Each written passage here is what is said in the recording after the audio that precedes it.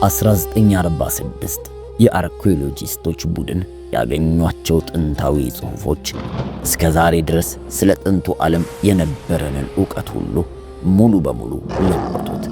በሜሶፖታሚያ ፍርስራሾች ውስጥ የተገኙ የሸክላ ጽላቶች ማንም ሊያገኛቸው ያልጠበቃቸው ታሪኮችን ስብስብ የያዙ ነበሩ። እነዚህ ጽላቶች ከሰማይ ወርደው ከሰዎች ጋር የተቀላቀሉና የግዙፋን ዘር የወለዱ ፍጡራንን የሚገልጹና ለብዙ አስርተ ዓመታት ምሁራን እነዚህን ታሪኮች ከቅዱሳን መጻሕፍት ጋር ምንም ግንኙነት የሌላቸው ተራ ተረቶች አድርገው ፈርጀዋቸው የነበሩ እውነቶችን አጋለጡ። ነገር ግን እነዚህ ጽላቶች ከመጽሐፍ ቅዱስ ኦሪት ዘፍጥረት ጋር መስመር በመስመር ሲያነጻጽሯቸው በምሁራኑ ማህበረሰብ ዘንድ የተፈጠረው ድንጋጤ ፍጹም የሚያስገርም ነበር። በፍጹም ተገናኝተው የማያውቁ ስልጣኔዎች ስለ ተመሳሳይ ፍጡራን፣ ስለ ተመሳሳይ ድርጊቶችና ስለ ተመሳሳይ መዘዞችን ይተርካሉ። ይህ ደግሞ ገና ጅማሬው ነበረ። ምክንያቱም ያው ታሪክ ማንም ባልጠረጠረው ሌላ ምንጭ ውስጥም ተገኝቷል። የግሪክ አፈ ታሪክ ውስጥ የግሪክ አማልክት ቲታኖች እና ግማሽ አምላክ ግማሽ ሰው የሆኑት ታሪካቸው ከመጽሐፍ ቅዱስ ጋር ቃል በቃል የሚገጣጠም አስገራሚ ጽሑፎች ነበሯቸው። በሺዎች የሚቆጠሩ ኪሎ ሜትሮች የሚለያዩ ሁለት ተራራዎች ለሺህ ዓመታት ያው አንድ አይነት ምስጢር ይዘው ቆይተዋል። አንዱ በመጽሐፍ ቅዱስ፣ ሌላኛው ደግሞ በግሪክ አፈ ታሪክ ውስጥ ይገኛሉ። ነገር ግን ሁለቱም የሚያወሩት ስለዚያው የተከሰተ ታሪክ ነበረ። የአርሞኒየምና የኦሎምፒስ ተራራዎች እንዲሁ ዝም ብለው በተፈጥሮ የተገኙ ወይም ቅዱስ ስፍራዎች ብቻ አልነበሩም። እነርሱ የአንድ ታላቅ የጠፈር ክስተት መድረኮች ናቸው። ከዚህ ቀጥሎ በዚህ ትረካ ውስጥ የምታገኛቸው እውነቶች ስለ አፈ ታሪክ ያላችሁን ግንዛቤ ለዘላለም ይለውጠዋል። ምክንያቱም የግሪክ አማልክት እንዲሁ የፈጠራ አማልክት አልነበሩም። እነርሱ መጽሐፍ ቅዱስ በሌላ ስም የሚጠራቸው እውነተኛ ፍጡራን ነበሩ። ኦፊሴላዊው የታሪክ አጻጻፍ እነዚህን ሁለት የተለያዩ ወጎች ይለያቸዋል። ነገር ግን ጥንታዊ ጽሑፎች ሌላ እውነትን ያጋልጣሉ። ሁሉም ነገር የሚጀምረው በሰሜን እስራኤል በሚገኝ አንድ ተራራ ነው። ጥንታውያኖቹ ይህንን ስፍራ እንደ ተረገመ ስፍራ ይቆጥሩታል። የሄኖክ መጽሐፍ እንደሚተርከው በጥንት ዘመን 200 መላእክት አርሞኒየም ተራራ ላይ እንደወረዱና እነዚህ ሰማያዊ ፍጡራን በመካከላቸው የተከለከለ ቃል ኪዳን አድርገው እንደተጋቡ እቅዳቸውን እስኪፈጽሙ ድረስ ለዓለመመለስ እንደተማማሉ ግባቸውንም በሰማይና በምድር መካከል ያለውን የተቀደሰ አጥር ጥሰው ከሰዎች ሴቶች ልጆች ጋር ለመገናኘት እንዳሰቡ ጽሑፉ በዛ ስፍራ ላይ ይናገራል።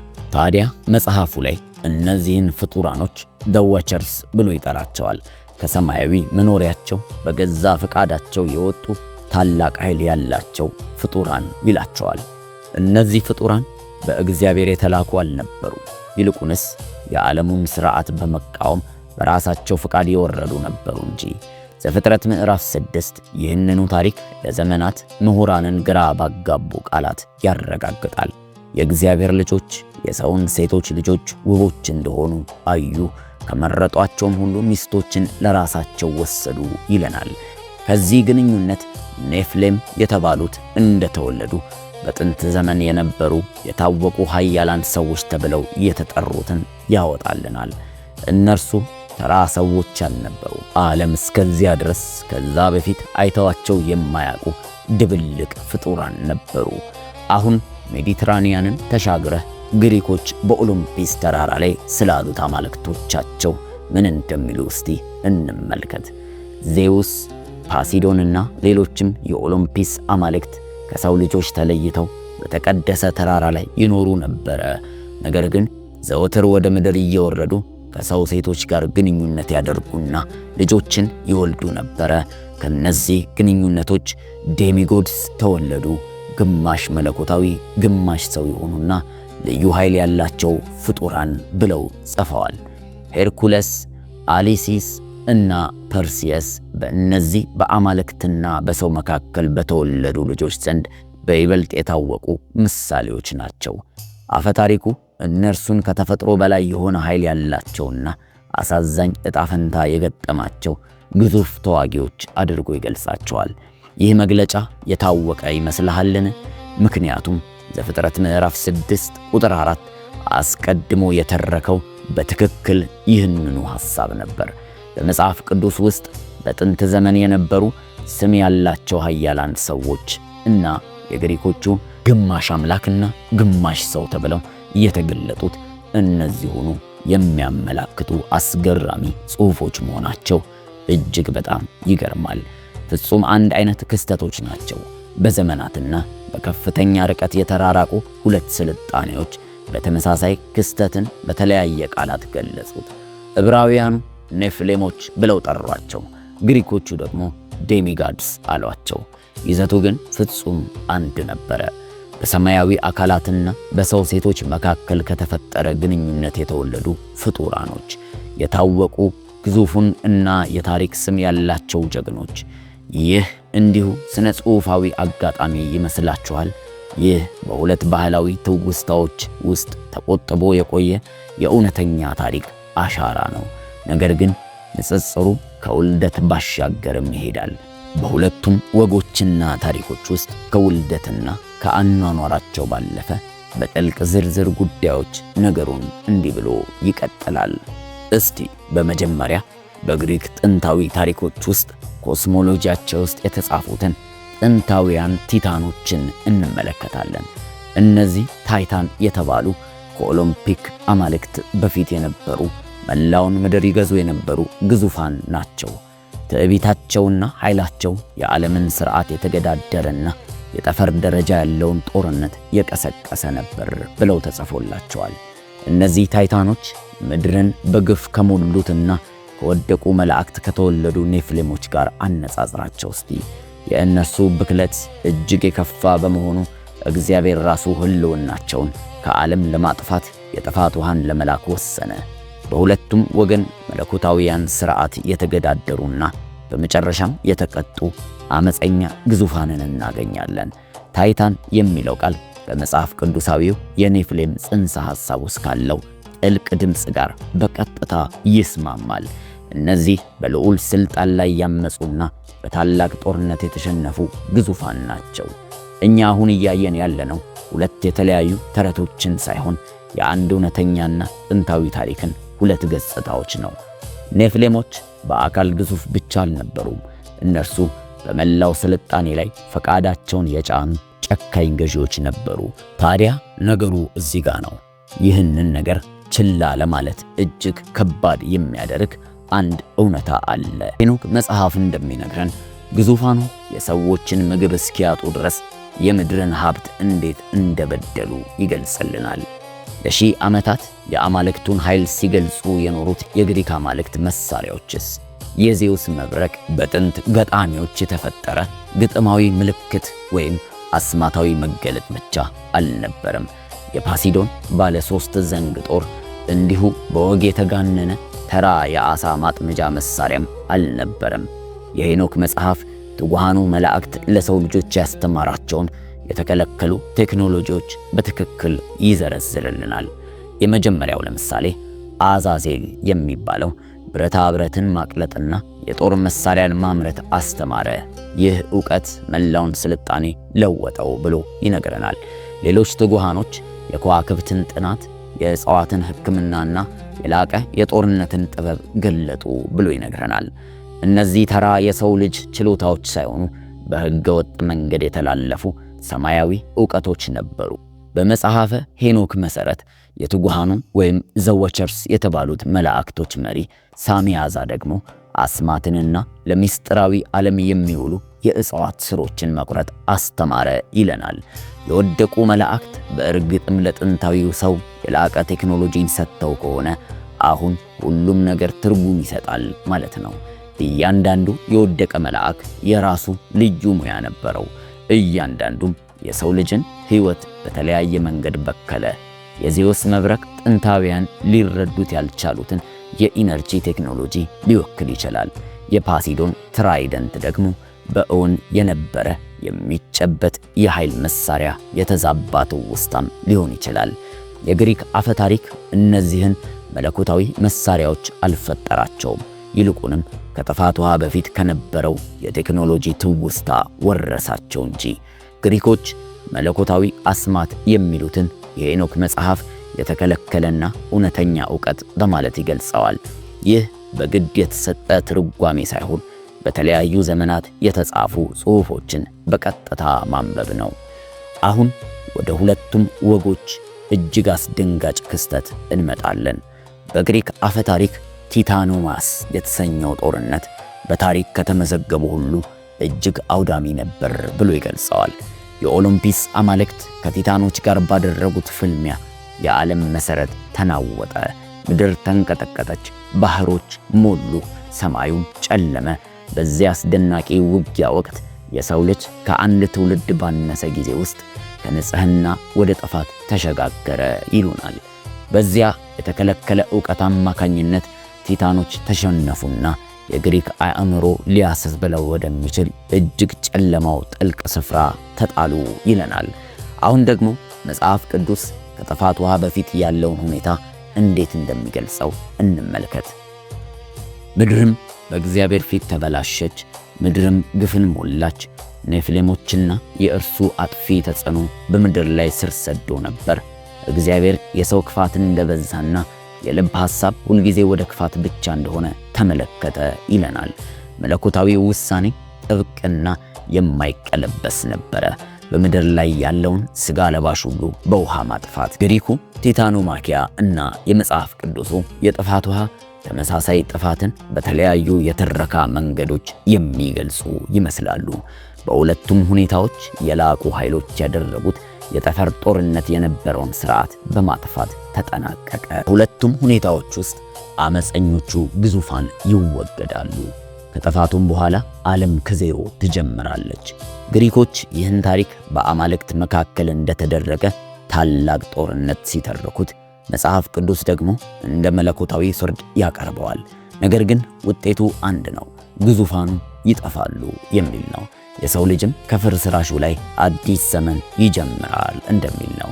ሆኖም ግን እጅግ አስገራሚው ተመሳሳይነት ያለው በጦርነቱ ላይ ሳይሆን ከጦርነቱ በኋላ በሆነው ነገር ላይ ነው። የተሸነፉት ቲታኖች በቀላሉ እንዲጠፉ አልተደረገም። ይልቁንም ወደ አንድ የተወሰነና አስፈሪ ስፍራ እንዲታሰሩ ተደረጉ። የግሪክ አፈ ታሪክ ያንን ስፍራ ታርታረስ ይለዋል። ከምድር ወለል በታች ያለ እጅግ ጥልቅና ጨለማ እስር ቤት። ሄሲዮድ የተባለው የግሪክ ገጣሚ እንደገለጸው ታርታረስ ጥልቀቱ ከመጠን በላይ ከመሆኑ የተነሳ አንድ መዶሻ ቢጣልበት ወለሉን ለመንካት 9 ቀን ይፈጅበታል። ይህም ሊገቱ የማይችሉ ታላቅ ኃይል ያላቸውን ፍጡራን ለማሰር ተብሎ የተዘጋጀ ዘላቂ እስር ቤት ነበር ይለናል። ቲታኖቹ በመቶ እጅ ባላቸው ግዙፍ ፍጡራን እየተጠበቁ ለዘላለም እዚያ ታሰሩ። ማንም ሰው ወደ ታርታረስ ሊገባ አይችልም፣ ማንም ታይታንም ከዚያ ሊያመልጥ አይችልም ብሎ ተናግሯል። አሁን መጽሐፍ ቅዱስህን አውጣና ሁለተኛ ጴጥሮስ ምዕራፍ 2 ቁጥር 4 ላይ ያሉትን ቃላት በጥንቃቄ ማንበብ ጀምር። ሐዋርያው ጴጥሮስ እንዲህ ሲል ይጽፍልናል። እግዚአብሔር ኃጢአትን ላደረጉ መላእክት ሳይራራላቸው ወደ ታርታረስ ጥሏቸው ለፍርድ እንዲጠበቁ በጨለማ ጉድጓድ አሳልፎ ሰጣቸው ይለናል። በግሪኩ ቅጂ ታርታሮ የሚለው ቃል ጥቅም ላይ ውሏል። ራሳቸው ግሪኮች በታሪካቸው ሲጽፉት የነበሩ ታርታረስ የተባለው ቃል ነው። ለጥቂት ቆም ብለህ ያነበብከውን ነገር እስቲ አስተውለው። ምክንያቱም ይህ ዝርዝር መረጃ ታሪኩን ሙሉ በሙሉ ይለውጠዋል። ጴጥሮስ የመላእክቱን እስር ቤት ለመግለጽ ሐዲስ የሚለውን ቃል ወይም ደግሞ ሲኦል የሚለውን የዕብራይስጥ ቃል አልተጠቀመም። ይልቁንም ታርታሩ የሚለውን ቃል ተጠቀመ እንጂ። ይህ ቃል በመላው መጽሐፍ ቅዱስ ውስጥ እዚህ ቦታ ላይ ብቻ ነበር የሚገኘው። የመጀመሪያው 100 ክፍለ ዘመን አይሁዳዊ ሐዋርያ የግሪኮቹ ታይታኖች የታሰሩበትን ያንኑ የስም መጠሪያ ለምን መረጠ? በሁለቱ ታሪኮች መካከል እውነተኛ ትስስር ባይኖር ኖሮ ጴጥሮስ ለምን እንዲህ ያለ ለየት ያለ ቃል ይጠቀማል? እጅግ ምክንያታዊው መልስ ጴጥሮስ ታይታኖች የወደቁ መላእክት አንድ አይነት ፍጡራን መሆናቸውን ያውቅ ስለነበር ነው። አድማጮቹ ስለማንና ስለ የትኛው ስፍራ እያወራ እንደሆነ ወዲያውኑ እንዲረዱት ያንኑ የግሪክ ቃል ተጠቀመ። ይህ እንዲሁ የቋንቋ አጋጣሚ ወይም የባህል ተጽዕኖ አይደለም። ይልቁንም የታይታኖች እስር ቤትና የወደቁ መላእክት እስር ቤት አንድ ስፍራ መሆኑን በቀጥታ የሚያመላክት ነው። ንጽጽሩ በዚህ ብቻ አያበቃም። ይበልጥ የሚያስደነግጥ ተመሳሳይነት ደግሞ በፕሮሜቴየስና በአዛዚኤል መካከል ተገለጠ። ፕሮሜቴየስ የግሪክ ቃል ሲሆን ድርጊቱም እሳትን፣ ሰማያዊ ዕውቀትን ከሰማይ ሰርቆ ለሰዎች የሰጠና ቅጣቱ በዓለት ላይ ታስሮ ንስር ጉልበቱን በየቀኑ እንዲበላው ተፈረደበት ይለናል። አዛዚኤል ደግሞ መጽሐፍ ቅዱስ ወይም ሄኖክ መጽሐፍ ላይ እንደሚናገረው የተከለከሉ የሰማይ ምስጢሮችን፣ የጦር መሳሪያ፣ ብረት ማቅለጥ ለሰዎችን ሰጠ። እጅና እግሩ ታስሮ ወደ ጨለማ ተጣለ፣ እስከ ታላቁ የፍርድ ቀን ድረስ እንዲቆይ ተደረገ ይለናል። የሁለቱም ወንጀል አንድ ነው። የዓለምን ሥርዓት በመጣስ የተከለከለ ሰማያዊ ዕውቀትን ለሰው ልጅ ማስተላለፍ ነበር። ይህ የቋንቋ ዝርዝር ለዘመናት ችላ ተብሎ ቆይቷል። ነገር ግን ትርጉሙ እጅግ ግዙፍ ነበረ። ሁለቱም ተመሳሳይ ስህተትን ፈጸሙ። ሁለቱም ተመሳሳይ ቅጣት፣ መታሰርና የዘላለምን ስቃይ ተቀበሉ። ታዲያ እንዲህ ያለው ነገር ገጠመኝ ሊሆን ይችላል። በግሪክ አፈ ታሪክና በመጽሐፈ ሄኖክ መካከል ያለው አንድነት እንዴት እንደዚህ በተለያየ ዘመንና ስፍራ ያሉ ሰዎች አንድ አይነትን ታሪክ ሊገልጹ ቻሉ? አንድ አስደናቂ ቃል የመጽሐፍ ቅዱሱን ዓለም ከግሪኩ ዓለም ጋር በማይካድ ሁኔታ ያገናኘዋል። የፕሮሜቴየስ ታሪክ የግሪኮቹ ኦሪጂናል ፈጠራ አይደለም። ይልቁንስ የአዛዚኤል ታሪክ የተባዛ ትውስታ ነበረ። ግሪኮች ለሰው ልጆች ምስጢርን በማካፈሉ የተቀጣውን የወደቀ መልአክ ትውስታ ጠብቀውት ቆይተዋል። ስሙን ግን ለወጡት እንጂ ዝርዝር ጉዳዩን ከራሳቸው ስልጣኔ፣ ባህላዊና መዋቅር አጣጣሙት። እያንዳንዱ የምናገኘው ንጽጽር ከፌሴሊያዊው ታሪክ ችላ ሊለው የሚመርጠውን ያንኑ የማይቀር መደምደሚያ ያጠናክረዋል። አሁን የግሪኩን ግማሽ አምላክ ወይም ዴሚጋድ ጀግኖችና መጽሐፈ ሄኖክ ላይ የተጻፈውን እንዲሁም በመጽሐፍ ቅዱስ ላይ የተገለጠውን በሁለቱም ወጎች መካከል ያለውን ሚና በጥልቀት እንመርምረው። ሄርኩለስ የተባለው የዜውስና የሰው ሴት ልጅ ነበረ ይለናል። ማንኛውም ሰው ሊያገኘው የማይችለው ኃይል ነበረው። አካሉ ግዙፍ እንደሆነ ይገለጻል። ተግባራቱም እጅግ ግዙፍ ከሆኑ ጭራቆች ጋር መዋጋትን ያካትቱ ነበረ። አኪሊስ የአማልክት ልጅ ሲሆን በውጊያ የማይበገርና የማይቆስል ነበረ። ተርሲየስ ደግሞ የሰው ልጅ አመክንዮ ሊቀበለው የማይችለውን ተአምራዊ ተግባራት ፈጽሟል ብለው ይናገራሉ። እነዚህ ሁሉ ጀግኖች በግሪክ ወግ ውስጥ የሚገልጿቸው ሶስት መሰረታዊ ባህሪያቶች አሏቸው። የመጀመሪያው ድብልቅ አመጣጣቸው ነው። ያለምንም ልዩነት ሁሉም የተወለዱት በሰማያዊ አካልና በሰው ሴት መካከል ከተፈጠረ ግንኙነት ነው። ከተፈጥሮ በላይ የሆነም ኃይል አላቸው። የማንኛውም ሰው ተፈጥሯዊ ገደብ ያለፈ አካላዊ ችሎታ እንደነበራቸው ይናገራሉ። ሶስተኛው የዘላለም ዝና ነው። በጥንቱ ዓለም በዘመናቸው የነበሩ እጅግ ታዋቂ ተዋጊዎች እንደሆኑ ይታወቁ ነበረ። አሁን ደግሞ ወደ መጽሐፍ ቅዱስ ወደ ዘፍጥረት ምዕራፍ 6 ከቁጥር 4 ጀምሮ ያለውን በቀጥታ እናንብበው። በዚያም ጊዜ ኔፊሌሞች በምድር ላይ ነበሩ። እነርሱም በድሮ ዘመን ስማቸው የታወቀ ኃያላን ሰዎች ነበሩ ይለናል። በእግዚአብሔር ልጆችና በሰው ሴቶች ልጆች ደግሞ ግንኙነት የተወለዱ ስማቸው በታሪክ የተመዘገበ ግዙፋን የግሪክ አፈ ታሪኮች እንዲሁ ከምንም አልፈጠሩትም። እያንዳንዳቸውን እጅግ ጥንታዊ በሆኑ የዕብራይስጥ ጽሑፎች ውስጥ ሊረጋገጥ የሚችል ሥራ አላቸው። ሦስቱም ባህሪያት በሁለቱም ወጎች ውስጥ ተመሳሳይ ናቸው። ድብልቅ አመጣጥ፣ ከተፈጥሮ በላይ የሆነ ኃይልና የዘላለም ዝና። ይህ ማለት ግሪኮች ከመጽሐፍ ቅዱስ ገለበጡ ወይም መጽሐፍ ቅዱስ ከግሪኮች ወሰደ ማለት አይደለም። ይልቁንም ሁለቱም ባህሎችና በተናጠል በጽሑፎቻቸው ውስጥ የአንድን እውነተኛ እና ሊረጋገጥ የሚችል ክስተት ትውስታ ጠብቀው አቆይተውታል እንጂ። የግሪኩ ዴሚጎድስ፣ የመጽሐፍ ቅዱስ ኔፊሌሞች፣ በሌላ ቋንቋ የተተረኩት ግሪከኛ ቅጂዎቻቸው ናቸው ብንል ማካበድ አይደለም። የተቀደሱ ተራሮች ሌላው ጠለቅ ያለ ትንታኔ የሚገባቸው አካላቶች ናቸው። አርሞኒየም በእስራኤል ሊባኖስና ሶሪያ ድንበር ላይ ከ2800 ሜትር በላይ ከፍ ብሎ የሚገኝ ጥንታውያን ከነዓናውያን እንደ አማልክት መኖሪያ እና በሰማይ በምድር መካከል እንደ መገናኛ ነጥብ ይቆጥሩት የነበረ ተራራ ነው። በተራራው አናት ላይ መለኮታዊ ፍጡራን የሚጠቀሱባቸው ጽሑፎች ያሉበት የጥንታዊ ቤተ መቅደስ ፍርስራሽ ተገኝቷል። የሄኖክ መጽሐፍ ይህንን ተራራ 200ዎቹ ትጉሃን መላእክት የወረዱበት ትክክለኛ ቦታ እንደሆነ ይለያል። እዚያም ነበር ታላቁን መሐላ ፈጽመው ከሰው ልጆች ጋር ለመቀላቀል እቅዳቸውን የጀመሩት ብሎ ይነግረናል።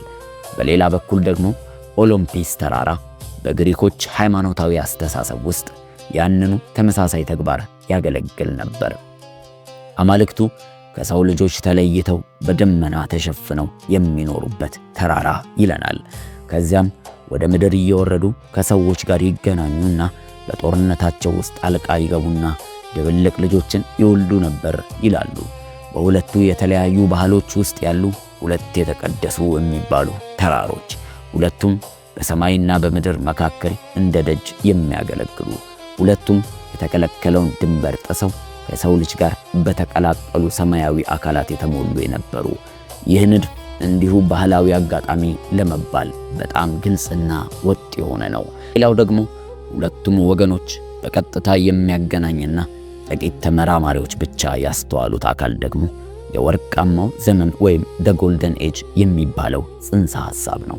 ግሪኮች አማልክትና ሰዎች አብረው የሚኖሩበት፣ ሞትና ስቃይ የሌለበት፣ ዕውቀትና ብልጽግና የነገሰበት ጥንታዊ ዘመን እንደነበረ ያምናሉ። መጽሐፍ ቅዱስም ከጥፋት ውሃ በፊት የነበረውን ሰዎች በመቶዎች ለሚቆጠሩ ዓመታት ይኖሩበት የነበረውን ዘመን በተመሳሳይ ሁኔታ ይገልጸዋል። ይህ አስገራሚ የንጽጽር ትንተና በሁለቱ ታላላቅ ስልጣኔዎች መካከል ያለውን የመጨረሻውን የትስስር ነጥብ የጥፋት ውሃንና የሰው ልጅን ዳግም መጀመር እንዲህ ብሎ ያጠቃልለዋል። አዳም 930 ዓመታት ኖረ። ማቱሳላ ደግሞ አጠቃላይ 969 ዓመታት የሕይወት ዘመን ደረሰ። በትጉሃን ወይም ዘወቸርስ በተሰኙት መላእክት መገኘት ምክንያት ሰማያዊ ዕውቀት ያለ ገደብ የሚፈስበት ዘመን ነበር። የግሪኩ ወርቃማ ዘመንና የመጽሐፍ ቅዱሱ ከጥፋት ውሃ በፊት የነበረው ክፍለ ዘመን የሚያወሩት ስለዚያው ስለጠፋው የሰው ልጅ ዘመን ነበረ። በሰውና በመለኮታዊ አካላት መካከል ያለው ድንበር ቀጭን በነበረበትና ዕውቀት ያለ ገደብ ይፈስ በነበረበት ወቅት ሁለቱም ወገኖች ያ ዘመን ለመላው ምድር በድንገትና በአስከፊ ሁኔታ እንደተጠናቀቀ ይስማማሉ። ግሪኮች በዚዮስ የተላከውን የጥፋት ውሃ ይተርኩታል። መጽሐፍ ቅዱስ ደግሞ በእግዚአብሔር የተላከውን ታላቁን የጥፋት ውሃ ይገልጸዋል። በሁለቱም ታሪኮች ውስጥ ግን ምክንያቱ አንድ ነበረ። በሰማያዊና በሰው ልጆች ድብልቅ ምክንያት የመጣው የሞራል ብልሽት። የጥፋት ውሃው እንዲሁ በዘፈቀደ የመጣ ቅጣት ሳይሆን የማይቀለበስ የጠፈር ደረጃ ወሰን በመጣሱ የመጣ ቀጥተኛ ፍርድ ነበረ። ዲዩካሊዮን እና ሚስቱ ፒራ ከግሪኩ የጥፋት ውሃ ተረፉ። ልክ ኖህና ቤተሰቡ ከመጽሐፍ ቅዱሱ የጥፋት ውሃ እንደተረፉት ሁሉ በሁለቱም ትረካዎች ውስጥ የሰው ልጅ ስልጣኔ ከዜሮ ለመጀመር ሲባል አንድ ጻድቅ ባልና ሚስት እንዲተርፉ ተደርገዋል። አሁንም ቢሆን የተረካው ዝርዝር ሁኔታዎች ቢቀያየሩም ታሪኩ መዋቅር በሁለቱም ሁኔታዎች ፍጹም ተመሳሳይነት ነበረው። በውሃ አማካኝነት የመጣ ዓለም አቀፍ ጥፋት ብቸኛ የተረፈ ቤተሰብ ለመላው የሰው ዘር አዲስ ጅማሬ የሚለውን ሙሉውን ምስል እስቲ እንግለጠው። አሁን ሁለቱ ወገኖች ጎን ለጎን ስናስቀምጣቸው የሚመጣውን ሙሉ ምስል ማግኘት እንችላለን። ሰማያዊ ፍጡራን ወደ ተቀደሰ ተራራ መውረዳቸው፣ በዓለማቸውና በሰው ልጆች ዓለም መካከል ያለውን ድንበር መጣሳቸው፣ ከሰው ሴቶች ጋር አንድ መሆናቸው፣ ልዩ ኃይል ያላቸው ዝነኛ የግዙፉን ዘር መውለዳቸው፣ እነዚህ ግዙፋን ምድርን በግፍና በብክለት መሙላታቸው፣ ታዋቂና ዝነኛ መሆናቸው፣ በመጨረሻም መለኮታዊ ቁጣን መቀስቀሱ፣ የጠፈር ጦርነት ወይም መለኮታዊ ፍርድ ያለውን ሥርዓት ማጥፋቱ፣ በምድር ላይ ያሉትን ግዙፋን ማስወገዱ፣ አመፀኞቹ ፍጡራን ታርታረስ በተባለ ለዘላለም በሰንሰለት በሚታሰሩበት ከመሬት በታች ባለ እስር ቤት ውስጥ መቆለፋቸው፣ አንድ ጻድቅ ቤተሰብ ከጥፋቱ መትረፉና የሰው ልጅ ያኔ እነዚያ ፍጡራን ተጽዕኖ አዲስ ሕይወት መጀመሩ የሚያስገርም ነው። ይህ በሩቅ ባሉና በተለያዩ ባህሎች መካከል የተገኘ ተራ ተመሳሳይነት አይደለም። ይህ አንድ አይነት ገጸ ባህሪያት፣ ተመሳሳይ ክስተቶችና ተመሳሳይ ፍጻሜ ያለው ታሪክ ሁለት ጊዜ መነገሩ ነው። የግሪክ አፈ ታሪክ በወይራ ዛፍ ስር በተቀመጡና ምናባቸው በፈሰሰ ገጣሚዎች የተፈጠረ ተራ ተረት አልነበረም። ይልቁንም በቃል ሲተላለፍ የቆየና በጊዜ ሂደት ዝርዝሮቹና ስሞቹ የተለወጡ የእውነተኛ ክስተቶች የጋራ ትውስታ እንጂ። ስማቸው ተለወጠ፣ ዝርዝሮቹ ተጋነኑ፣ ነገር ግን የታሪኩ እምብርት ለሺህ ዓመታት ሳይለወጥ ቆየ። እነዛ መጽሐፍ ቅዱስ የወደቁ መላእክቶች የሚለን ወደ ኦሎምፒያኖች በሚል ስም ተለወጠ። ፍሌሞች የሚለው ስም ደግሞ በግሪኩ ወደ ዴሚጎድስ ተቀየሩ። የጥፋት ውሃው ወደ ቲታኖማኪያ ሆነ። በመጽሐፍ ቅዱሱ ያ ጥልቅ ስፍራ የተባለው በግሪኩ ታርታረስ ተብሎ ተቆጠረ። እያንዳንዱ የግሪክ አፈ ታሪክ ንብርብር ስንመረምር ከስሩ ለመታየት የሚጠበቅ መጽሐፍ ቅዱሳዊ እውነትን እናገኛለን። እኛ እያገኘን ያለነው በሁለት ባህሎች መካከል ያለ አጋጣሚን አይደለም። እያገኘን ያለነው የሰው ልጅን እውነተኛ ታሪክ ነው። ታዲያ ከዚህ በኋላ ጥያቄው የግሪክ አፈ ታሪክ እውነተኛ መሰረት አለው ወይ የሚለው ሳይሆን እስካሁን ድረስ ምን ያህል እውነትን ችላ ስንል ቆይተናል የሚለው ነው። ጥንታውያን ታሪኮችን የፈጠሩት ለመዝናናት አልነበረም፣ በእውነት የሆነውን ነገር ትውስታ ለማቆየት እንጂ። ያ ትውስታ ደግሞ ወደ አንድ ትልቅ ክስተት ይጠቁመናል። የወደቁ መላእክት ውድቀትና እሱን ተከትሎ የመጣውን ፍርድ ነው። ሁለት ሕዝቦች፣ ሁለት ቋንቋዎች፣ ሁለት ተራራዎች፣ ነገር ግን ጊዜ ሊያጠፋው ያልቻለ አንድ ብቸኛ ታሪክ። እውነቱ ሁልጊዜም ተጽፎ ነበረ። እሱን ለማግኘት ግን ሁለቱንም መጽሐፍት በአንድ ጊዜ ማንበብ ብቻ በቂ ነበረ። እንግዲህ የተወደዳችሁ ተመልካቾቻችን ሆይ ዛሬ ያየነው ታሪክ እንዲሁ ተረት አይደለም። በሺዎች የሚቆጠሩ ኪሎ ሜትሮች የሚራራቁትን የአርሞኒየምና የኦሎምፒስን ለሺህ ዘመናት አንድ አይነት ምስጢር ሲያስተጋቡ የኖሩ መጽሐፍ ቅዱስ የወደቁ መላእክት የሚላቸውን ግሪኮች ኦሎምፐስ እያሏቸው፣ መጽሐፍ ቅዱስ ኔፍሌም የሚላቸውን ግሪኮች ዴሚጎድስ እያላቸው፣ ጴጥሮስ በደብዳቤው ላይ የጠቆመው ያ ታርታረስ የተባለው ጥልቁ እስር ቤት በሁለቱ ወገን የአመፀኞች ማቆያ መሆኑ በአጋጣሚ የመጣ የቋንቋ ምርጫ ሊሆን አይችልም። ይህ የሚያሳየን አንድ እውነት አለ። ጥንታውያን ታሪክን የፈጠሩት ለዘመናት ሳይሆን በእውነት የሆነውን ነገር በትውስታ ለማቆየት። ዛሬ ላይ አፈ ታሪክ የምንለው ነገር ትላንት ላይ እውነተኛ ታሪክ የነበረ መሆኑን የሚያሳዩ ነው። ታዲያ ጥያቄው እስካሁን ድረስ ምን ያህል እውነትን ችላ ስንል ቆይተናል የሚለው ነው። የሰው ልጅ ታሪክ እኛ ከምናስበው በላይ ሚስጥራዊና ጥልቅ ነው። እዚህ ግዙፋን ጠፍተዋል ቢባልም አሻራቸው ግን በድንጋዮች በታሪኮቻችንና በባህሎቻችን ውስጥ እስከ ዛሬም ድረስ አሻራቸው ተቀብሮ ይኖራል። እስቲ እናንተስ ምን ታስባላችሁ? የግሪክ አማልክት በእርግጥም መጽሐፍ ቅዱስ የሚገልጻቸው የወደቁ መላእክት ናቸው ብላችሁ ታስባላችሁ? ወይንስ ይህ እንዲሁ አጋጣሚ ነው? ሐሳባችሁን በአስተያየት መስጫ ላይ አስፍሩልን። ለቀጣይ በእንደዚህ አይነት ርዕስ ዙሪያዎችና የመጽሐፍ ቅዱስንና ታሪክን አገናኝተን በሚያስገርም ሁኔታ እውነቶችን ወደ እናንተ የምናቀርብላችሁ የተወደደው ቻናል ኢፒክ ባይብል አማርኛዎች ነን። ይህንን ቻናል ሰብስክራይብ በማድረግ ተጨማሪ ሚስጥራዊና ታሪካዊ የሆኑ መጽሐፍ ቅዱሳዊ እውነታዎችን እንደሚያገኙ በፍጹም እንዳይጠራጠሩ። ይህንን መልእክት ለብዙዎች እንዲነቁና እንዲማሩበት አሁኑኑ ሼር በማድረግ አብራችሁን አገልግሉ። ኢፒክ አማርኛ ባይብሎች ነን። መልካም ጊዜ